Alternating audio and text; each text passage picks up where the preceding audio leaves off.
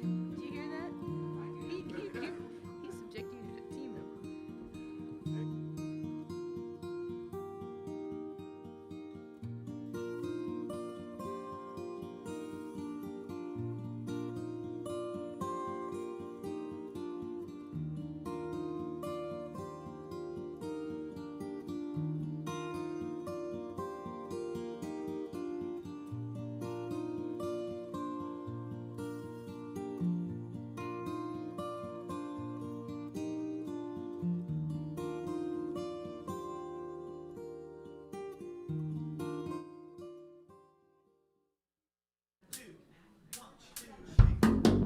Good morning, Spiritual Life Center. Welcome to the SLC Sunday Experience. We're going to have quite the experience today. We're going to travel into the Celtic realm of mysticism. Look at all these beautiful musicians on the platform today. We have John Gardner on the drums, Catherine Mandela on everything, Cameron Lawson on guitar, and of course Dominic, and Becky and Marie, and yours truly. You're in the right place at the right time, just where you're meant to be. Let's sing about it. I'm in the right place at the right time. I am just where I am meant to be. I'm in the right place at the right time. I am just where I am meant to be. In the right place, I'm in the right place at the right time. I am just where I am meant to be. I'm in the right place at the right time. I am just where I am meant to be. Oh my soul is welcome here. Oh my soul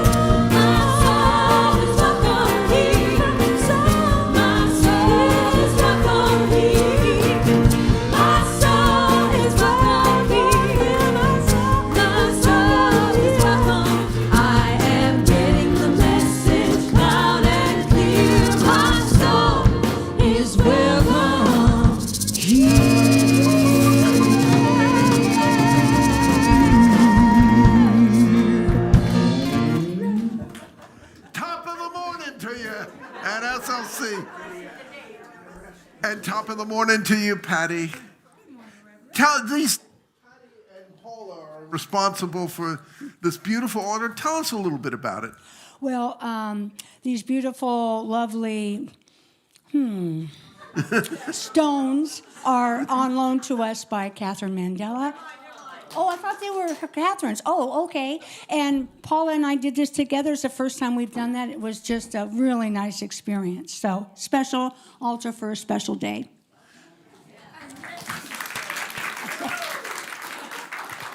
And let me tell you, the music, warming up beforehand, I thought almost let's dispense with the service and just go to the music. It's going to be fantastic. And we greet you in the name of all that is good, all that is sacred, and all that is holy, and in the warm and loving energy and environment of Spiritual Life Center.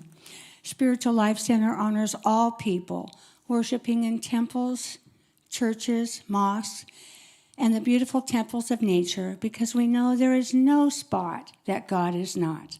And if this is your first time joining us, either online or in person, we especially welcome you because we know no one is here by accident. We are all here by divine appointment. And we really appreciate it when you silence all electronic devices and no flash photography during the service, please.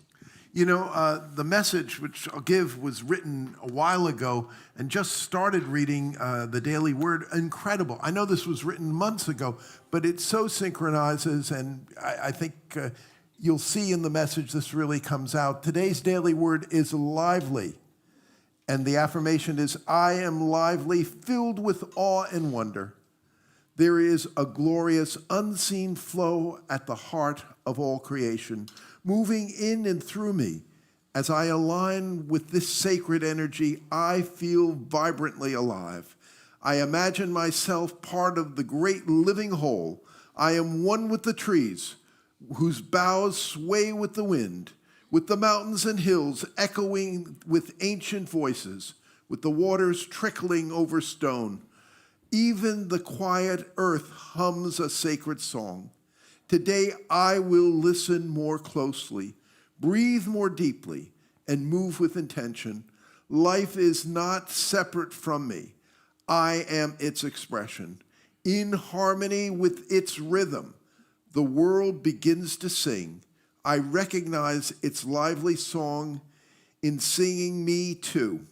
And from Isaiah, I remember the song so well.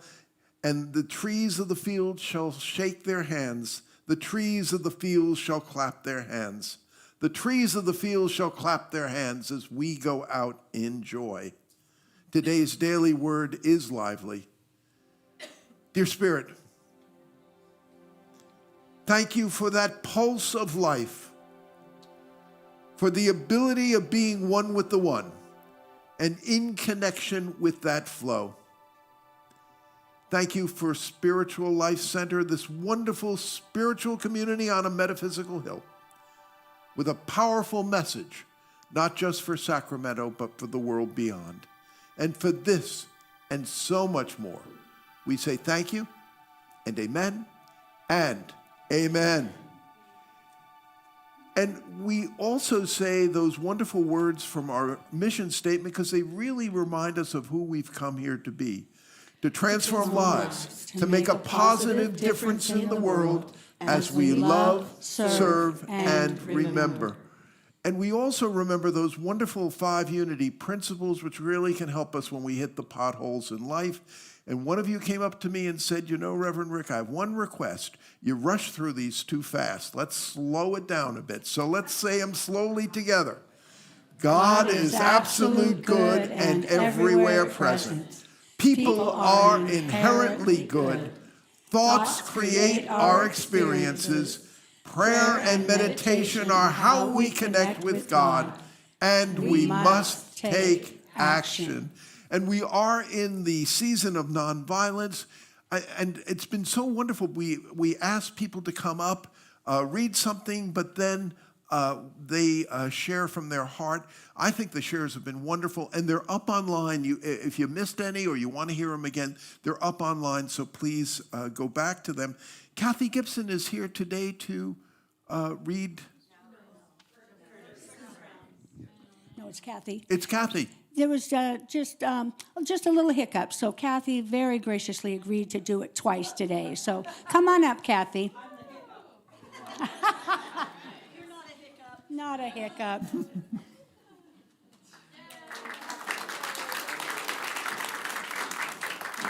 You're welcome.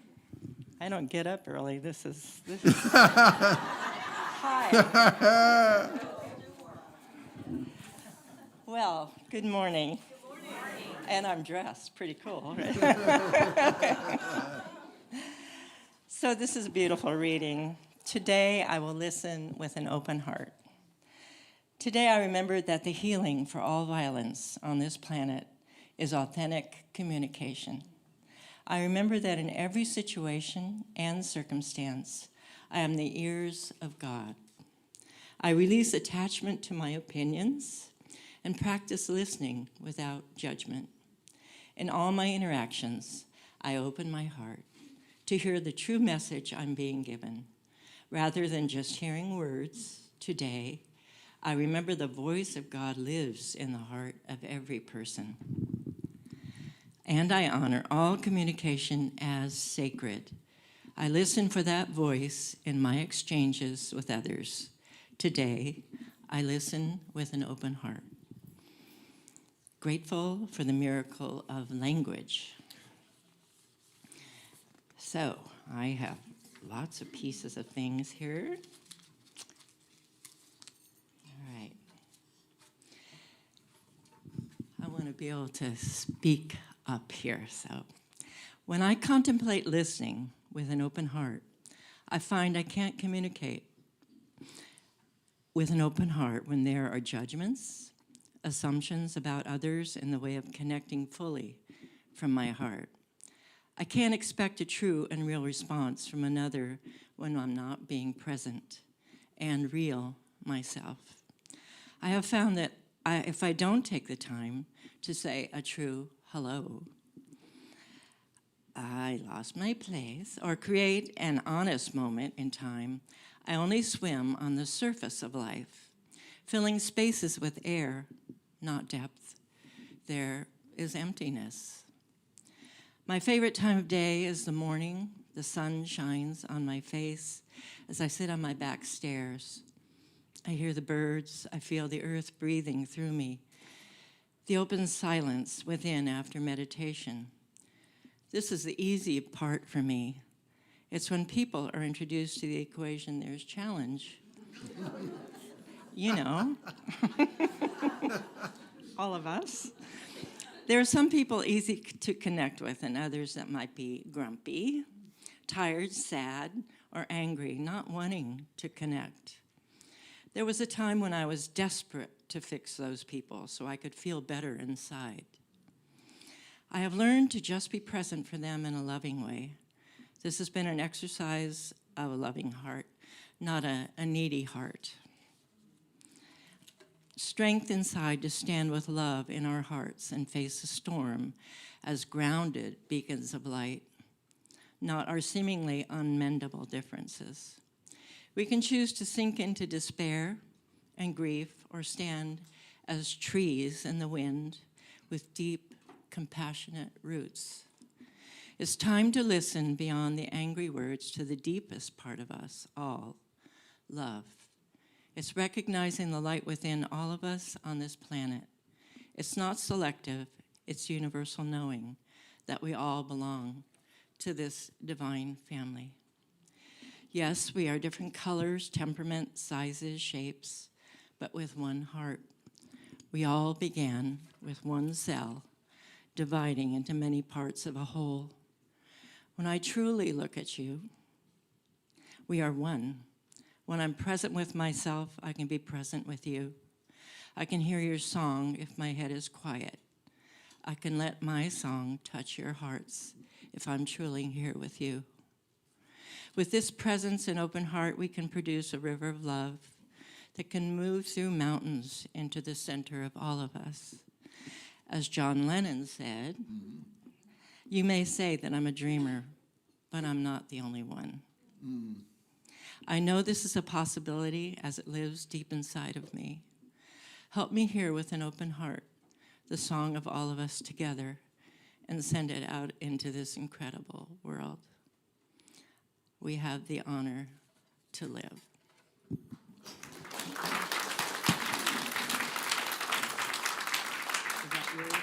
Thank you, Kathy.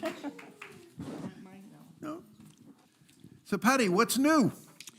Well, our ongoing Wednesday services at 5:30, we have our Oneness Prayer Circle put on by the chaplains in the chapel. It's a wonderful time of prayer. You can go inward or you can speak your prayer out loud, your preference. And then we have the community meal at 6 o'clock.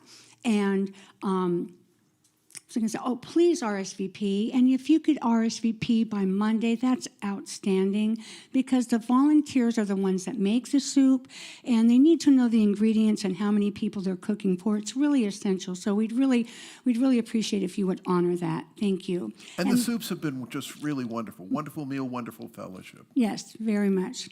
And this week we have Stories in the Stones with Catherine Mandela, who's on the platform with us today.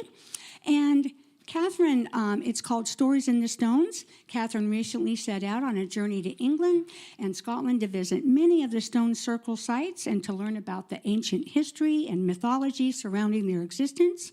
She took her plant wave, which is a device that attaches two electrodes to the surface of an object, emitting a vibration, and translate it into musical notes. How cool is that?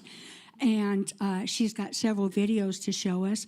Come on Wednesday and hear fascinating stories from Catherine and hear the stones speak for themselves. That's this Wednesday at 7. Oh, I guess I'm on again. Sorry. Lavender Lights is March 22nd, next Sunday, March 22nd, from 12:30 to 1:30. They're going to be in the kitchen. And they're going to have a lunch, and they're going to be asking people of the LGBTQ community to come join them and form a small group, and they're also welcoming allies. So come get to know Tammy Brandt and the other people in that group, and there's going to be a pizza lunch. So come and join fellowship and get to know the other people of the Lavender Lights group. I will be there because I think the allies are very important. I can see a situation where things are going where there may be some regression in this area, and I think it's important for allies to stand with our Lavender Lights. There will be a new member session, info session, after the 11 o'clock service at 1:15. We're very soft sell on membership. I mean, but it's important. And if you feel that call or spirit is nudging you in that direction, join us in the annex at 1:15. Also, coming up, this is after Easter. It will be the first Sunday after Easter. Reverend Ken Daigle of Unity of San Francisco will be up here as a guest speaker for April 12th for both services. He has just come out with a book called Unapologetic Manifestation, which is an excellent book. I think can really jumpstart not only your individual things going on in your life, but also our community. So there will be a workshop on that April 12th after the 11 o'clock service. Come join us. And then there will be Wednesday classes, which actually the first class on April 15th, Ken is coming back up from San Francisco to lead it. And then they'll be on many of the Wednesdays following. We look forward to you participating in it. It's a wonderful book. I think it's going to be a very powerful class with many important things, which I think will really help SLC. And also, you know, the prayer is at the heart of the Unity movement. It always has been. Our prayer chaplains will be able to meet with you outside in the courtyard for one-on-one prayer.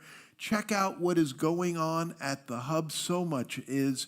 Go to our website. You know, there is something going on here almost every day, either here, online, or both, which can really help you kickstart your spiritual walk. And we come here for so many reasons, but one of them is for that connection. So let's meet and greet each other in ways which we feel comfortable doing so right now.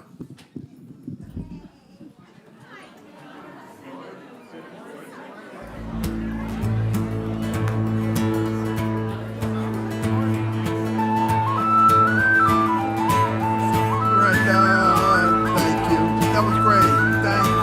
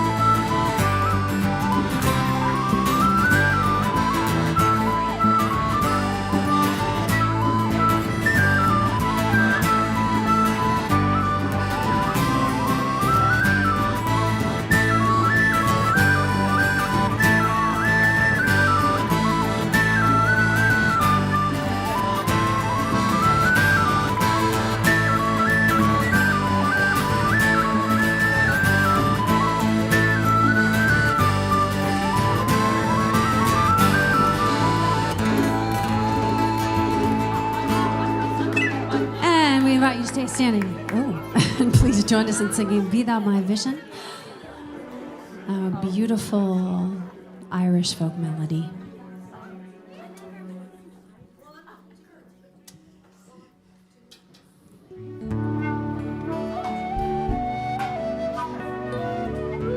Please join us in singing. Be thou my vision, O Lord of my heart, not be all else to me save that thou art. Thou my best thought by day or by night, waking or sleeping, thy presence my life.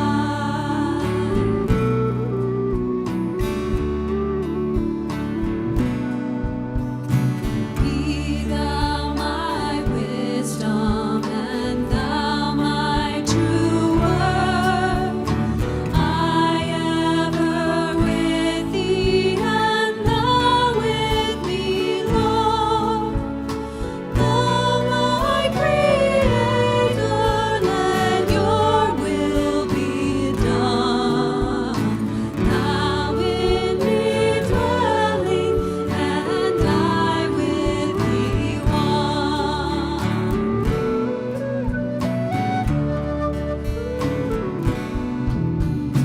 Be thou our voices as we join in love. Be thou our music as we sing as one.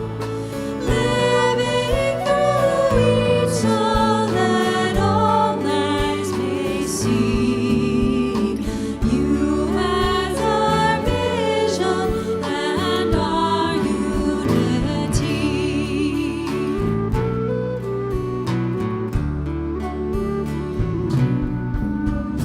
Be thou my vision, O Lord of my heart, not be all else to me save that thou art.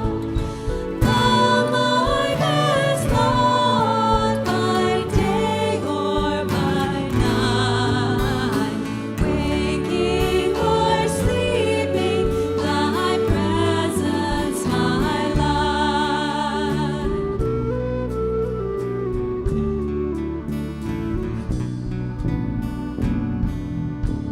Please be seated.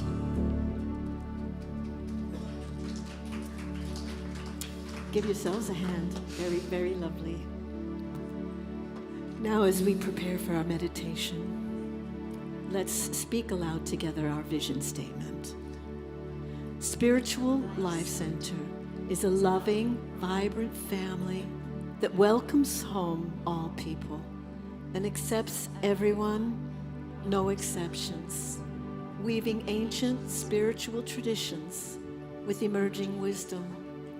We cultivate a spiritual deepening with the divine, each other, and our planet.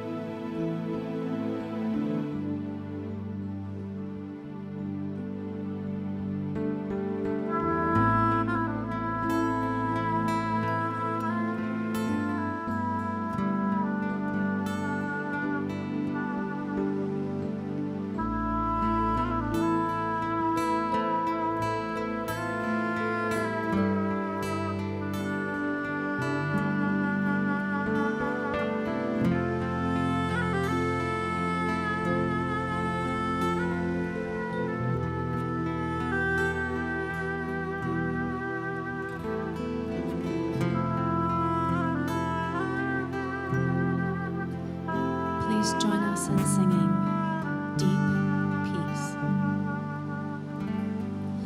Deep peace of the running wave to you. Deep peace of the flowing air to you. Deep peace of the quiet earth to you.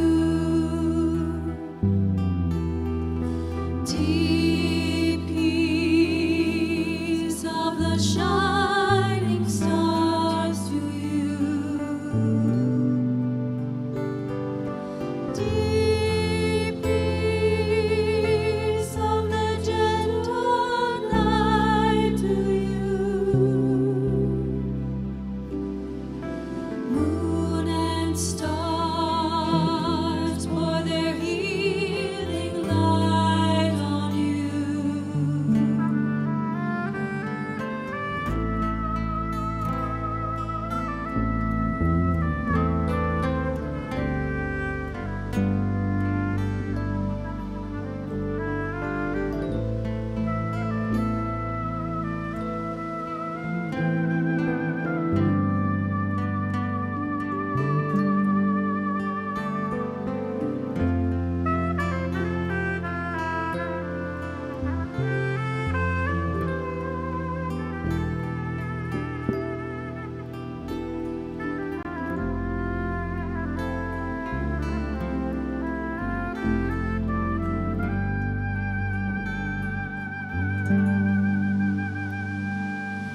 Deep peace of the running wave to you.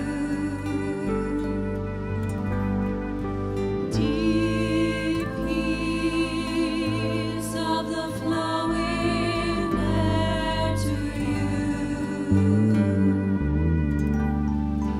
Deep peace of the quiet earth to you.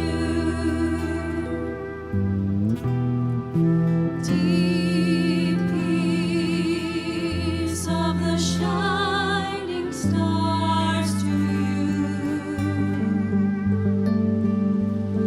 Deep peace of the gentle night to you. Moon and stars pour their healing light on you. Deep peace to you.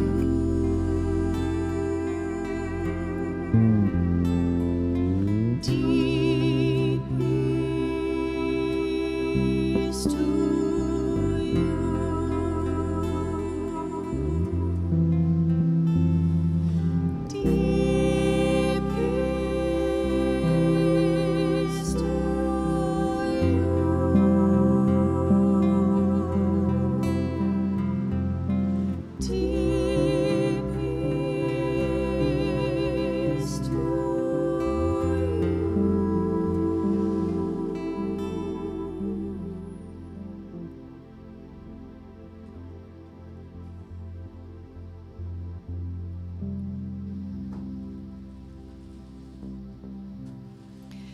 As we enter into this time of meditation, I invite you to get comfortable. Place your feet on the floor. Feel the chair supporting you. Soften your eyes. Close them if you feel comfortable doing so. Feel the earth. Feel the earth beneath your feet. Feel the air on your skin. Open your chakra, your crown chakra. Let the loving light flow in and through your body. Let that loving light flow through your throat, through your heart, that beautiful heart, through your solar plexus, through your belly, down your legs, through your feet, rooting deep into Mother Earth. Feel that loving energy flowing through you, flowing as you. Let us take a few deep breaths together, in and out. With every breath in, breathe loving spirit. With every breath out, breathe wisdom. With every breath in, breathe courage to speak your truth. With every breath out, breathe peace. With every breath in and out, we are open channels of loving light. Focusing on your breath in and out, let my words be your words. As I turn within, I retreat from outer awareness and enter my soul, the divine in me. It is here that I know my connection to spirit. I enter into this stillness to align myself with the one mind that permeates all creation. I feel myself as part of this creation, connected to all of nature. I am light and darkness. I am the oceans and the lands. I am the rocks and the trees. I am fishes, birds, and animals. I am one with every human being on the planet. Like waves in the ocean, we are made of the same energy. In this oneness, I sense the order of all things. I feel the divine love that moves in, through, and around me, and in every molecule of the cosmos. I know divine intelligence that is the foundation of all that is or ever will be. I am one with all. Deep within, I find the knowledge of all things and the awareness of absolute good. Deep within, I touch the gifts that are the divine. It is here that I receive wisdom and guidance, that I know truth and understanding, that I am strengthened and comforted. This is the divine essence that I am. The core of me is the divine. Feel the divine within, in the silence.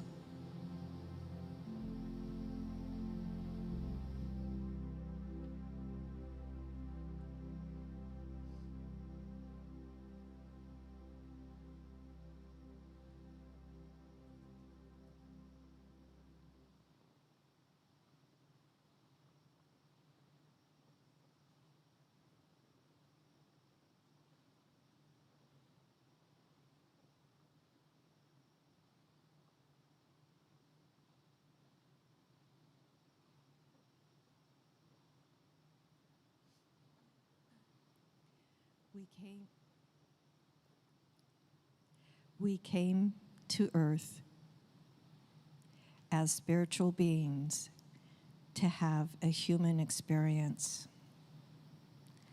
All experiences are valuable. We can feel the divine in the thin spots of the world. We are part of divine flow.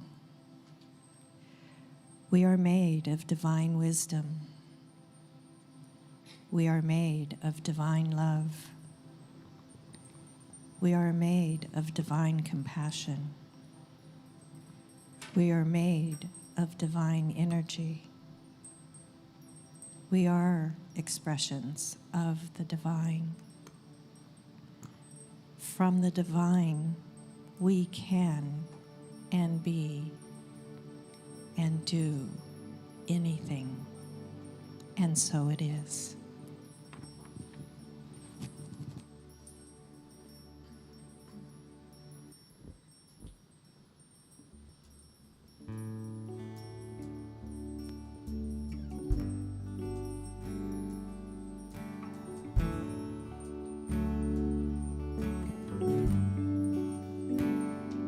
This is a thin place.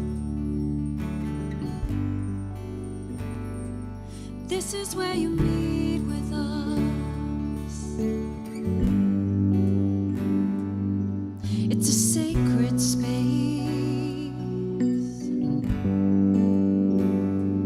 This is where you meet with us. This is a thin place. This is where you meet with us.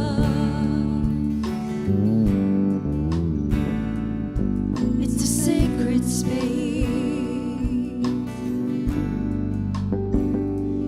This is where you meet with us.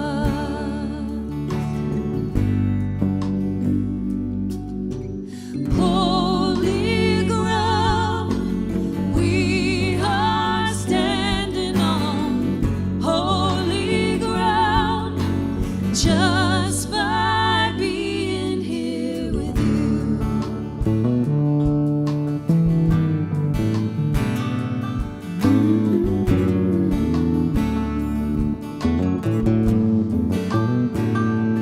This is a thin place.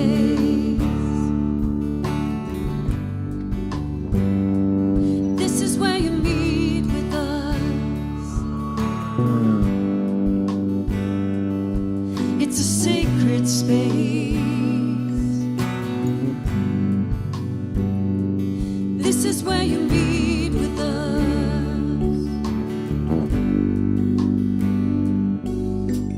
Holy ground, we are standing on holy ground, just by being here with you.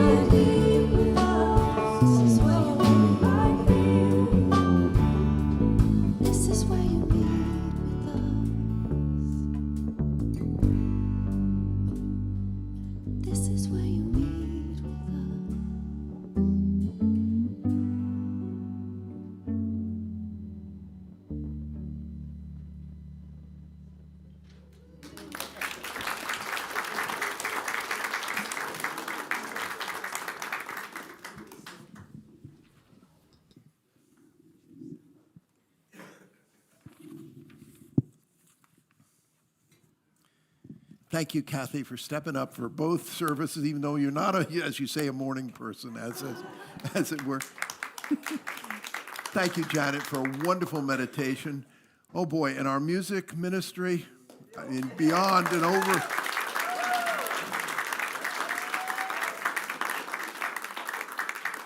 And so we come to St. Patrick's Day and the wearing of the green. Now, St. Patrick's Day has always been a very important holiday at SLC. This week, an unimpeachable source sent me this following. Can we have the following? There we go. There is our founder, one of our founding ministers, Reverend Michael Moran, and the then board. There we go. I heard that there was a bottle at that meeting. Not exactly Diet Coke. Now, on a personal level, I am not of Irish descent, so I can't legally change my name to O'Belous or Mick Belous.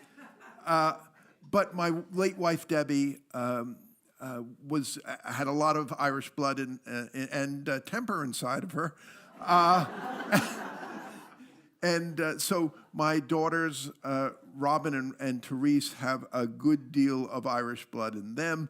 Peg, whose real name is Margaret, also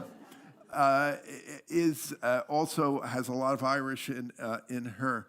However, I have been very, very interested in Celtic spirituality, consider myself a student of it, and Celtic music, oh boy. For example, I am a big fan of the Irish band The Chieftains, of course, Anya, James Joyce, Yeats, U2. As I've been doing my taxes, one U2 song really comes to mind a lot. I still haven't found what I'm looking for. Now, my daughter, 11-year-old daughter, Therese, this was just last week, with the wonderful refurbishment. Thank you, Brenda Bowles, again. We're looking at it, and the saying, many paths, one God. Therese said to me, but I want many gods. And I said, well, if you really want many gods, then Celtic spirituality is for you. Celtic spirituality was and is strongly polytheistic, centered on many gods, goddesses, and local sacred places, rather than on a single deity. Matter of fact, many students of experts on Celtic spirituality have listed over 400 deities. Way back when, before the Christian era, a clan, yes, we recognize all 400 plus, but they usually centered on just a few deities, which they felt were really important locally and important to them. I know young adult fiction is really into Nordic mythology with Ragnarok, the destruction of everything. I think we could make a fortune if we opened up a bookstore called Dystopian Novels Are Us. But some of my favorite gods in the Celtic pantheon, for example, there's Dagda. He's the good god. He's the father figure, or again, a good god, but with a mild drinking problem. There's Brigid, the goddess of fire, hell, healing, and poetry. Lugh, the god of skills, crafts, and war.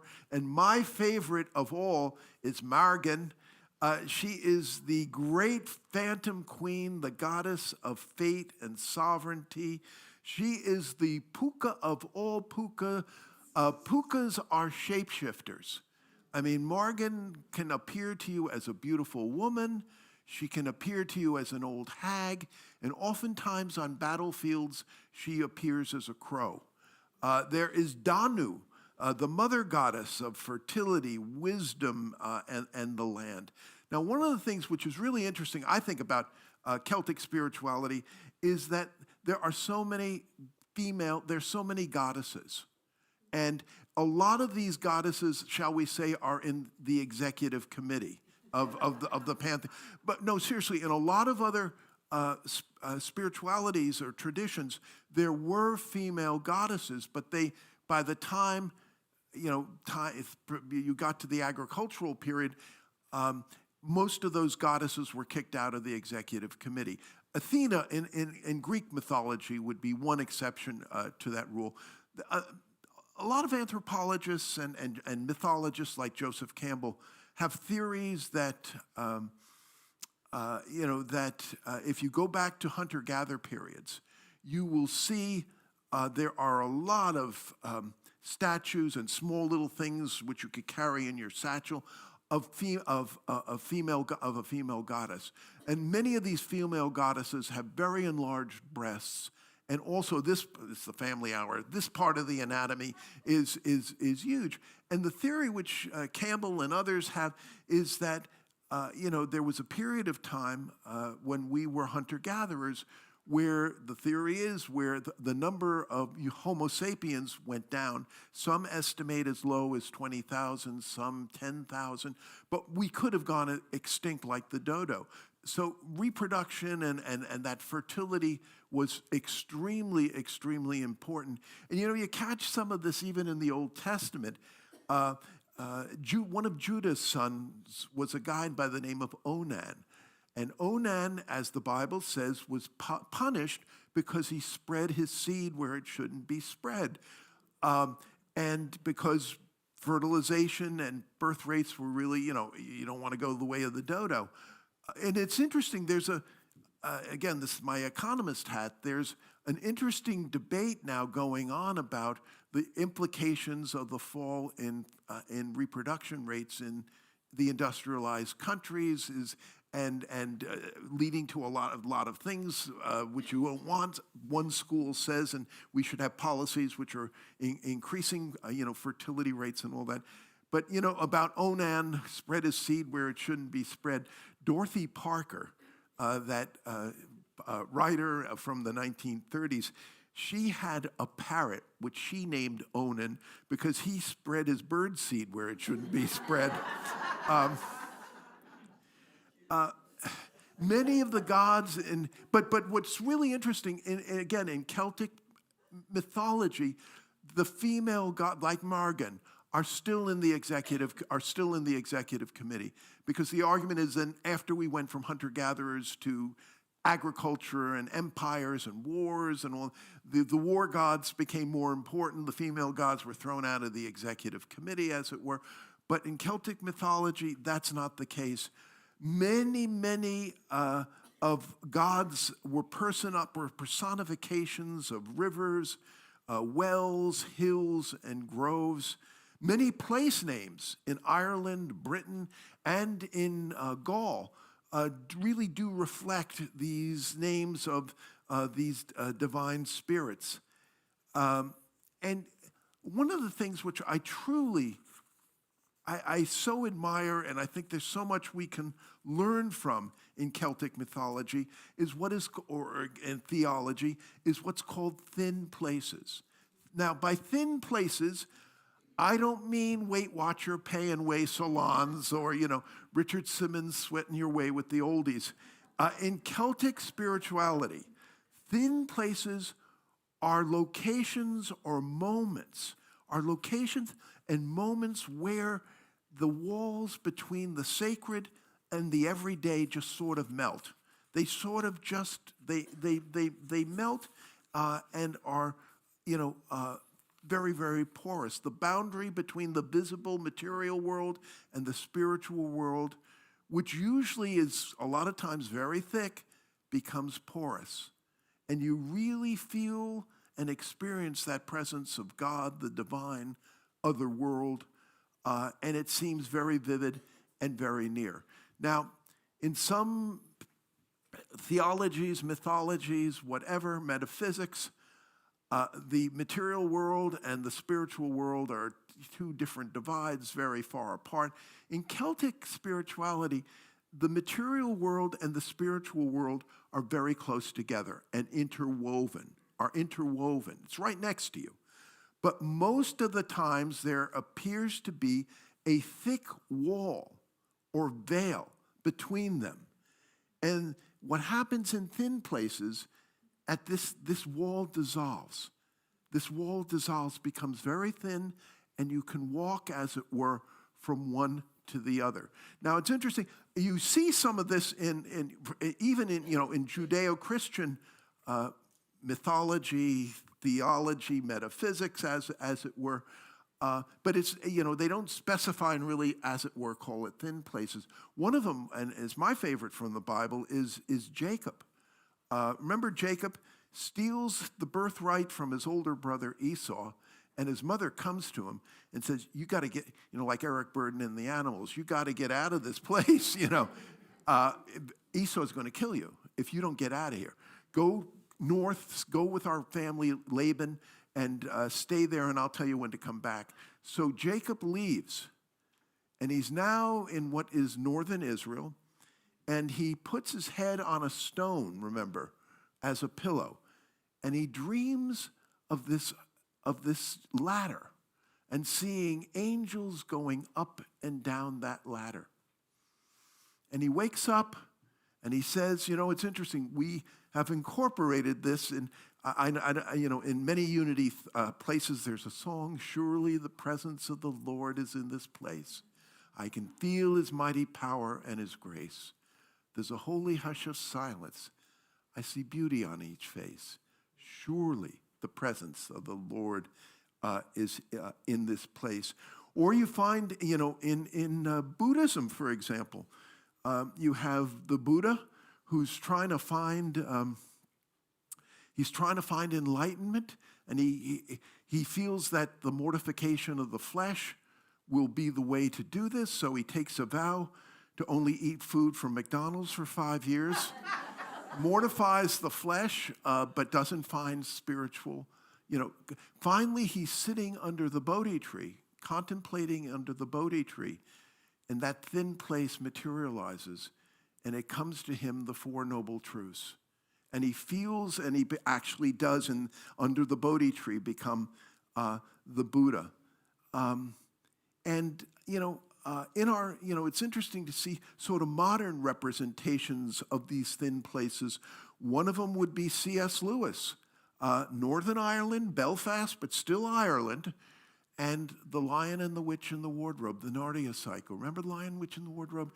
The kids going through the wardrobe, and on the other side, they come to Narnia and the kingdom of Aslan, that great lion. Thin places are oftentimes in landscapes. If the United States were a part of that Celtic region, I think all our national parks would have had a divinity. Niagara Falls would have had its, divinity. The story I love is Oscar Wilde, the great British poet, was shown Niagara Falls, and the American host to him said, "Isn't Niagara Falls just remarkable and a miracle?" And Oscar Wilde said, "Well, yes, but it'd be more of a miracle if the water flowed up." But in landscapes, in holy wells, in crossroads, in borders and thresholds, it can also happen in time. Sunrise, sunset, milestones in our lives. So let me tell two stories about Irish thin places to get the sense of it. One is pre-Christian. The other will be from the Christian era. So let's go to the pre-Christian one. And it is about from an early period of dawn, from the early dawn of the clans and all that. And it's about a fellow by the name of Aidan McFerrin. Now, Aidan had the nickname, he was a young guy at the time, and he had the nickname as 1 foot up. In other words, the elders said, he is 1 foot up, he's about ready to run off and not even hear what we have to say. I mean, a real hothead or whatever. So Aidan is in this clan, and there's a very powerful clan to the east, run by a queen. Is she related to Margan, that shapeshifter or whatever? And they get word that clan in the east is going to attack them. Oh my God, we better set up our soldiers to face them and to stop our warriors. What about Aidan? Well, what do you mean? 1 foot up. He's bound to do something stupid. There's that thin place on top of the mountain over there. We'll put him over there, put him out of the way up there. Aiden, you're to look at that thin place. I don't want to, no, you go to the thin place. So he's up on top of the mountain at that thin place, and it is really foggy dew. I've not experienced this in Ireland, but I have in Yorkshire and also in Scotland. It's so thick. I mean, it reminds me very much, for those of you from upstate New York or around the Great Lakes, you remember lake effect snow. I mean, lake effect snow coming, you can't even see beyond your hood of your car. It's that thick, it's nighttime, and out of the fog comes this beautiful woman. Is she a woman, or is she an angel? Is she a puka, a shapeshifter? Is she Margan herself? The woman said to him, "What are you doing here?" He said, "Well, I was sent up here to go to thin places and to listen." "Well, are you doing it?" "Well, I haven't done it so well," but she says, "Okay, start listening," and gets into the daily word. Remember, we talked about the mountains and the hills echoing with ancient voices. Today I will listen more closely, breathe more deeply, and move with intention. In harmony with rhythm, I hear the world singing. We read that. And so he starts listening, and she says, even the hills will start to sing to you. And he starts to hear these sounds from the hills. But then he says, you know, it almost sounds not like a song, it almost sounds like an army coming over the hills. And it's interesting, I hear it from the northern hills. I don't hear anything from the eastern, the southern, or the western hills. And the puka says, what could that mean? They're going to come and attack us from the north, not from the east. They're going to come attack. I got to tell the clan this, that they're coming from the north. We got to rearrange our troops.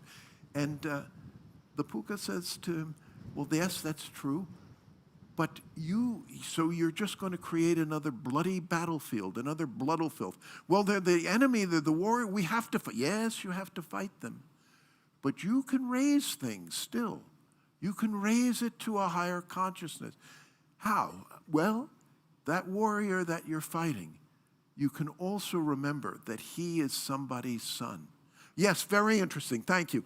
1 foot up, down he goes. They're not attacking us from the east. They're attacking us from the north. Let's rearrange troops. And they rearranged the troops. And so the people who were going to do the ambushing themselves get ambushed.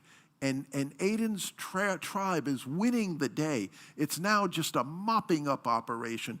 Aiden is in a part of the battlefield, and a lonely, and he sees one soldier, a young man like him. The young man has his helmet ripped off, he's bloody, and Aiden says, boy, I could just slaughter him and rip him apart. But then he starts to think, he's somebody's son. The battle's won. You there, if you sheathe your sword, I will sheathe mine. They both sheathe swords. And he says, look, the battle's won, we've won, it's pointless. Go back to your bride. He says, I don't have a bride. Then go back to your father. I don't have a father. He says, then go back to your mother. He goes back to his mother, who happens to be the queen of that eastern tribe. The queen is so impressed that her son was spared, and so grateful that she starts it takes time, but she starts working to build peace among the tribes. And the tribes learn to live together. And they grow in peace and in prosperity. And it all started in a thin place. And from that experience, Aiden learned to put his foot down, as it were, and went on to become one of the great Celtic chieftains, probably, if you had to make a comparison, to almost like a King Solomon. And it started off at a thin place. Let me tell you a Christian story about a thin place, and this involves St. Patrick himself. If you remember, Patrick was a missionary to the Irish. I hate to say it, but a lot of times there have been times where missionaries look down on the people they're trying to, raise to Christianity. They're a bunch of savages, their culture stinks, let's just get rid of it, and all that. Patrick, by legend, was not that kind of person. Now, obviously, if the locals were practicing infanticide and killing of the firstborn as blood that has to be stopped. But maybe there's a lot of things in the local culture which you can learn from and incorporate into Christianity and actually improve your walk. And Patrick was deeply, deeply interested in thin places. And so, as legend has it, Ireland is infested with snakes, or was it serpents? But they're infested, and St. Patrick thinks, I can go to a thin place and really learn what I can do to get rid of these serpents or snakes. And so he asks, where is one of your most powerful thin places? And they say in the western Isle, what is now County Mayo. County Mayo is on the western shores of Ireland. It's still fairly rural today. And so he goes to it. He goes into a thin place. And at that thin place, some say he met the Christ. He met Jesus. Others say he met the Holy Spirit. But he learned from that what he needed to do to rid Ireland of the serpents or the snakes. From that thin place, he came back, he did that, and as they say, the rest is history, or at least mythological history. And so I ask you, when was the last time you were at a thin place? When was the last time you experienced a thin place? I know some of you probably experience thin places a lot. Others maybe not. If you go to the book of Job, at the end, now we think a lot of times thin places have to be like a Hallmark greeting card. It doesn't always appear that way, particularly in Job's case. And Job said to God, before I went through all of this, I knew about you. I read about you. But now, after being at this thin place, I've experienced you. Now, the interesting thing is that, yes, we live in a thick world. We live in a world which puts up a lot of borders and boundaries, thick walls, blocking off going from the material into the spiritual. But you know what? Our consciousness also a lot of times produces these thick walls. And so how can we have this shift in our consciousness? The saying, family hour again, so I'll use General Schwarzkopf language. Bovine scatology, X happens, bovine scatology happens, but we could change that to shift. Shift happens. And the interesting thing is you can't force it. To say, at 3:15 today, I'm going to be in a thin place. It doesn't work that way. A lot of times, you're surprised when you're in such a thin place. In Franz Kafka's wonderful novel, The Trial, Kay, who's the central character, he's a vice president of a bank. He thinks he's taking an out-of-town bank customer to see the sights of the city, and there's the cathedral. And he walks into the cathedral, and he's doing that to show the sights and all. It turns out he's there, and it's a thin place, and the conversation which he has with the bishop is truly a thin place experience. So we can't force it. But we can do things which will increase the probability that we will experience these thin places, such as slow noticing nature, unhurried walks, in tree-lined streets, parks, riversides, even a single tree. We are so fortunate in our place here in the Sacramento area. There's a big tree in our backyard. I understand single trees and thin places. There's a music podcast, well, it's also on the air, which I bet some of you know, Hearts of Space. They don't like to use the term New Age music, but New Age ambient music, and their slogan is slow music for fast times. Slow music for fast times. Also, you can't force it, but you can increase the probability. When something arrests your attention, such as a bird call, a branch against the sky, prayer at daily thresholds, the marking of what we call liminal times, creating a tiny ritual at a physical threshold or a time threshold, practicing silence and wonder, small islands of silence in your life, small islands of no screen time in your life. When you encounter beauty or surprise, being aware of it, turning ordinary places, we can turn ordinary places into thin places. I know with my kids, I remember, reading some kids' literature about the magic of walking through a restaurant or the magic of walking through an airport. Seeing that and turning that, pilgrimages, both large and small, our acting president Daniel Thomas is going to be going on a trip where he will be walking some of the road of St. James, which goes through Spain and also Portugal. But you're able to do this I've done it sometimes through staycations, of really experiencing your own hometown in a way which you may not be able to do every day. Thin places, I think, were so important to Jesus. I mean, there are so many times where Jesus would say to the disciples, get in the boat, go to the other side of the lake, and I'll see you tomorrow. As Jesus went into those thin places, or Lao Tzu, or Buddha. So let's face it, many of us in this modern world face very busy, hectic, and full lives. I think that because so many of us face such busy, full, and hectic lives, we truly need thin places now more than ever before.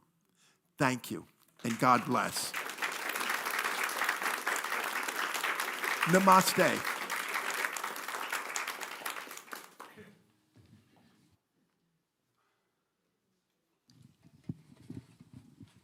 Kind of falling down a bit. Next week, Lisa Lawson will be here. She'll be our speaker for the day, along with musical guests Denise Anye, Lori Wood, and Soul Light Connection. So it'll be a wonderful Sunday, as usual. For our newcomers, if you're watching us online, you can go to slcworld.org, click on the Connect button, and fill out the card, the welcome card. This will let us know that you're watching us, and we can also keep you up on all the happenings at SLC. And as you know, by the length of our announcement, there's quite a bit happening at SLC. For those of you here in person today, in a moment, I'm going to ask you if you'll raise your hand.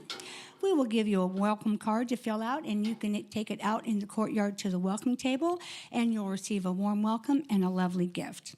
So if you're here for the first time, would you please raise your hand for us? Well, I don't see anyone. Welcome everybody else. Now is the time in our service for the love offering. You have an opportunity to help support Spiritual Life Center. You can text SLC Love to 44321, or you can go to our website and click the donate button. You can also mail in your love offering, and if you're online and want to spread this consciousness, click like, comment, share, subscribe, whatever platform you're on. We'd appreciate it.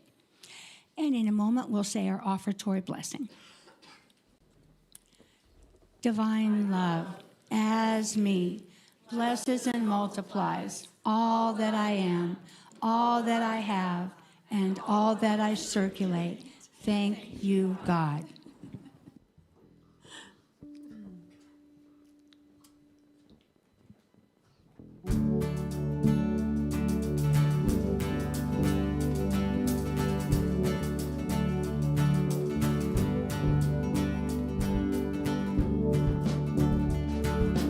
Picture me in the breezes of day. Picture me in the river flowing. Picture me when nothing's going on there with you. I am there with you. Picture me in the church on Sunday. Picture me in the car on Monday. Picture me when it all goes well, and picture me when it's not so swell. And I am there with you. I am there with you. Now and then it's forgotten. That's when your strength fails. Lift your eyes to heaven and find a way. Find a way.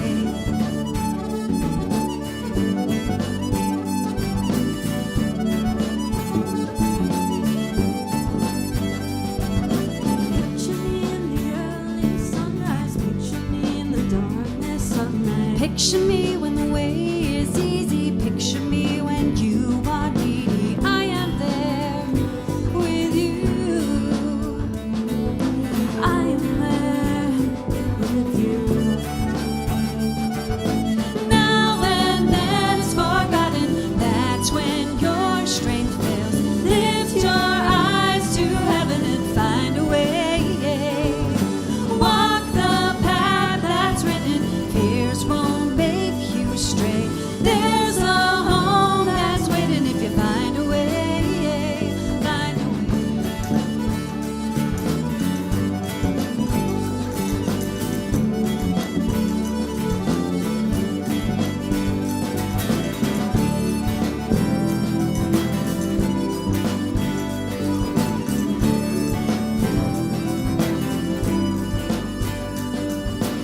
You may not know,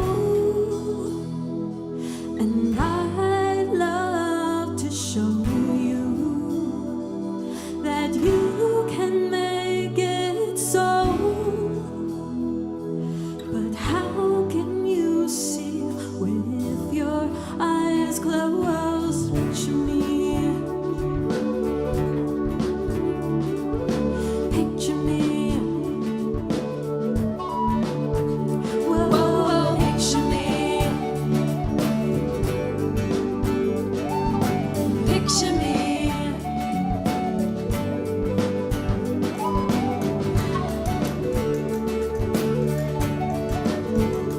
Whoa, whoa, picture me. Picture me. Picture me.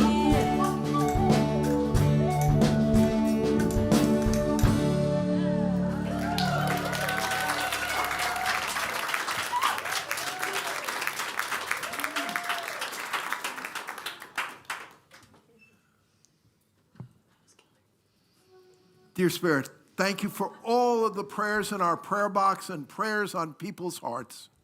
May they know the healing power, that power of joy, of love, flowing through them to make them overcomers to whatever challenge they are facing. Dear Spirit, thank you for all the investments that are made into this ministry of time, treasure, and talent. And for this and so much more, we say thank you and amen and amen. Now, we're going to say the prayer for protection. There's going to be a little difference. We're going to be singing May the Road Rise to Meet You, which is attributed to St. Patrick. I was there. He actually wrote it. And then there's going to be wonderful music, the Walrus, after the service. But then join us out in the courtyard for fellowship, and we're looking forward to seeing you there. So let's say that wonderful prayer for protection. The light of God surrounds us. I am the light of God. The love of God enfolds us. I am the love of God. The power of God protects us. I am the power of God. The presence of God watches over us. I am the presence of God. Wherever we are, God is, I am, and all is well.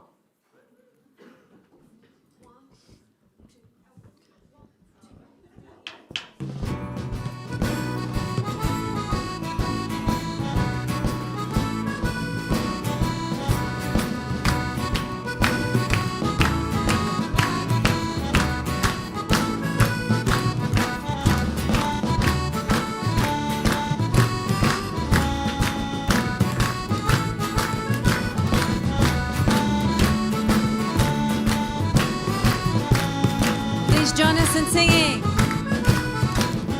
May the road rise to meet you. May the wind be always at your back. May the sun shine warm upon your face. The rains fall soft upon your fields. And until we meet again, may God hold you in the palm of his hands. And until we meet again, may God hold you in the palm of his hand. May the road rise to meet you. May the wind be always at your back. May the sun shine